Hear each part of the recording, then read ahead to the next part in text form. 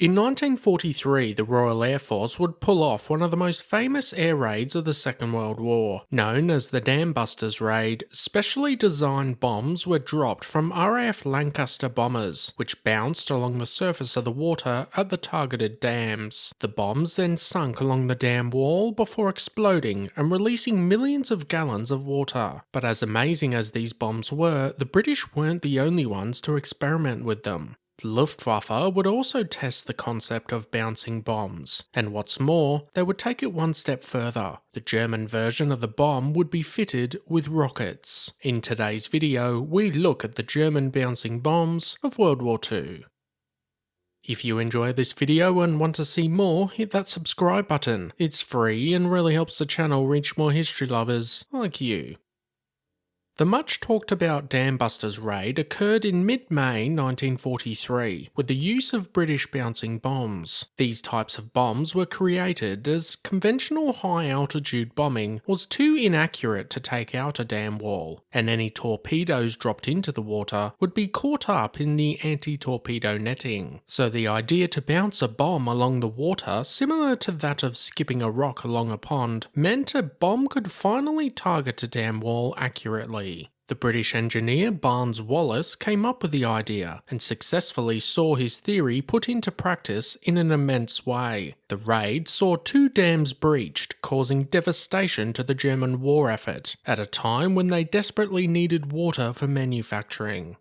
The fallout from the raid changed the German thinking when it came to targeting Allied dams or Allied shipping. They began experimenting with their own version of a bouncing bomb under Project Kurt. Instead of the large British bomb, which was around 6,500 pounds or nearly 3,000 kilograms, the German version would be closer to 850 pounds or nearly 400 kilograms. While the final British version was shaped like a large barrel, the Kurt would be spherical and at around 3 feet with hydrostatically operated fuses. The British did develop a similar bomb called the Highball, but opted for the barrel-shaped bomb in the raid. Development of the bomb started in late 1943 at the Luftwaffe Experimental Center in Travemünde, Germany. Given the small size of the bomb, a fighter aircraft was chosen to release it, instead of a larger bomber like the British used. The Focke-Wulf FW190 was able to hold 2 of the bombs, and the initial testing showed interesting results. With the plane travelling at a speed of 435 miles or 700 kilometers an hour, and at an altitude of 65 feet or 20 meters, the bomb was able to skip along the surface of calm water. The bomb was accurate out to a quarter mile or 400 meters, but the Germans wanted more.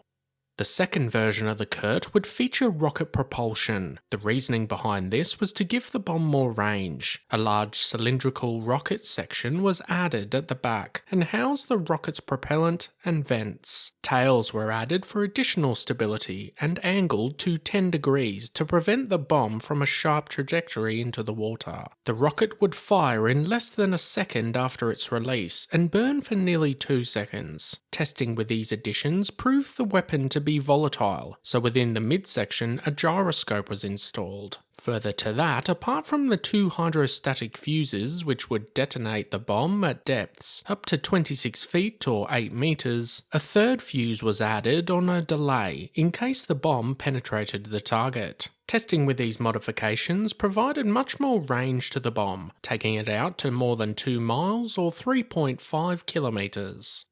Although the experiments were fairly successful, the overall project would be shelved in August 1944. The Allies had a solid foothold in Europe by that time, and efforts were better spent elsewhere to defend against the impending Allied attack on Germany. Much of the documentation for the project was lost in the fallout of the war. However, during interrogation of German scientists, the extent of the testing became apparent. The theory of the weapon was great, but ideal conditions with this kind of bomb were needed. The Dambusters raid would prove this, as many of the bombs dropped on the German targets that night failed to score a hit. In any event, despite the German version of the bouncing bomb never seeing combat, it's yet another example of a lesser-known weapon of World War II.